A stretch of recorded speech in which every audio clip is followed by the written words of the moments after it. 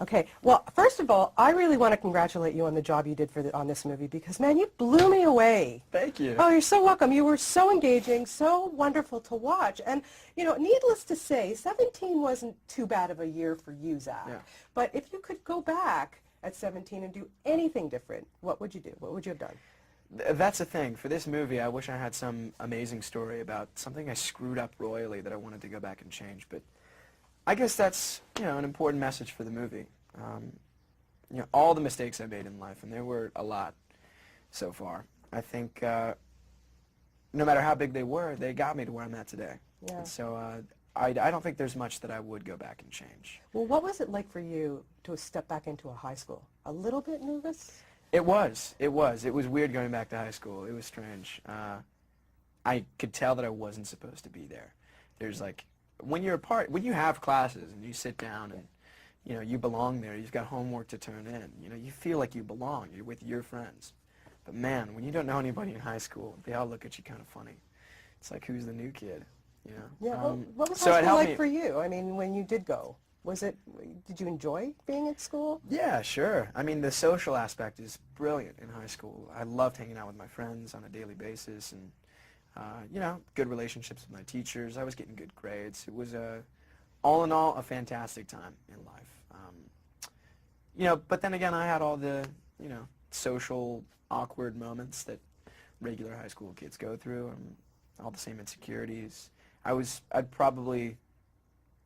I was a pretty run-of-the-mill high school student. Well, I think everybody will be glad to hear that. Yeah, I mean, seriously, Yeah. it's the truth. Yeah, no, it's good. It's good. I mean, you're a normal guy, let's face it. You get the script, you read it, and you must have been thinking, this is the challenge I'm looking for, because, you know, you finish up with the High School Musical stuff, and now it's, you know, time to move on. You're getting older. Let's try something challenging. I'm getting old, man. I gotta Oh make it yeah, happen. you're no. I mean, I think I saw the cane down by the by your chair there. But seriously, you really pulled off playing a 37-year-old. What was going through your mind? You know, what were you thinking about how you were going to tackle that? I remember Adam Shankman. It was during Hairspray. Adam actually came up to me with the idea, and I thought he was crazy. I'm like, dude, what on earth makes you think that I'm up for the challenge of playing a 37-year-old? And it was weird. I didn't enjoy the concept at first.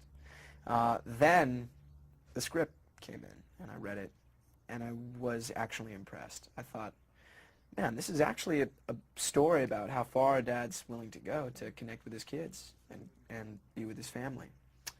And that was fun. It became serious at that point. Then Tom and Leslie got involved with the movie, and it really shaped up. So yeah, I think ultimately it was the challenge of playing a guy that I have virtually nothing in common with. Yeah. And, you know, trying to pull that off, that was refreshing. And the challenge of, you know, kind of emulating Matthew Perry, because here you are in a movie that you're not in it with him, obviously, because you're, you know, playing the same guy at different ages. But I understand that, you know, you had to have spoken to him. You had to have had chats with him about trying to get those mannerisms. Like, I mean, there were certain scenes in that movie, I have to say, where I really thought I was listening and watching Matthew Perry. Awesome. Yeah. No, cool. Yeah, there's like, you know, there's key moments that you just know. Matthew would be fantastic here. I'd have to put Matthew in this scene. You know, and that's what happened. There's a couple of lines that just are all Matt. You know, so I mean, that was fun. You know, he would always give me advice.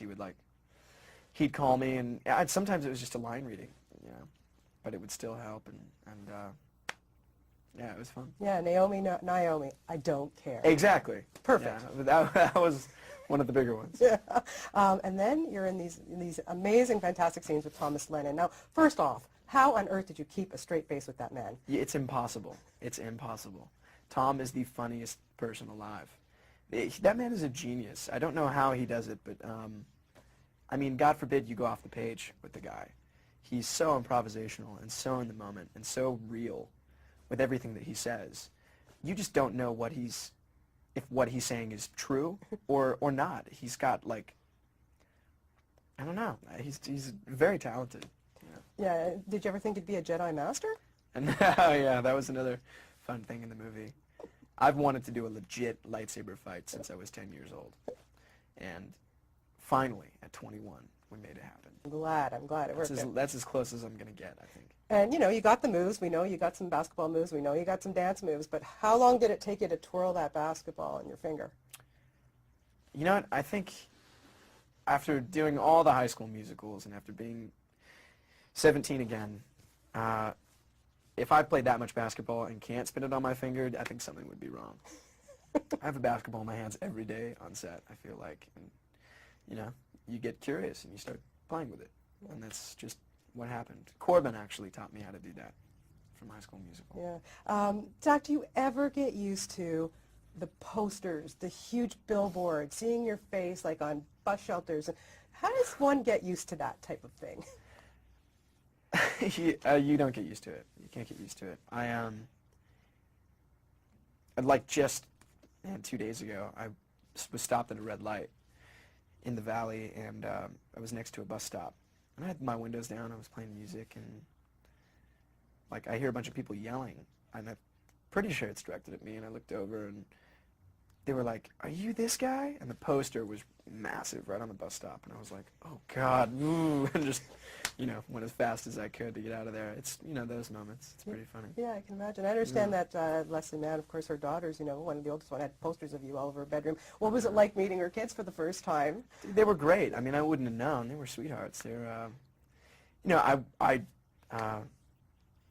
I just told them, I'm like, man, I'm fans of you guys. You were so good and knocked up, It's awesome. They're great little kids. Well, you did a fantastic job in this, and I have to say congratulations for taking that move, moving on, and you're going to be a huge, huge star beyond the High School Musical stuff. Man, you're making me blush. Thank you. Oh, no, you really are. I totally mean it from the bottom of my heart. Thank You're a you sweetheart. so much. Thank you very much. Thank you.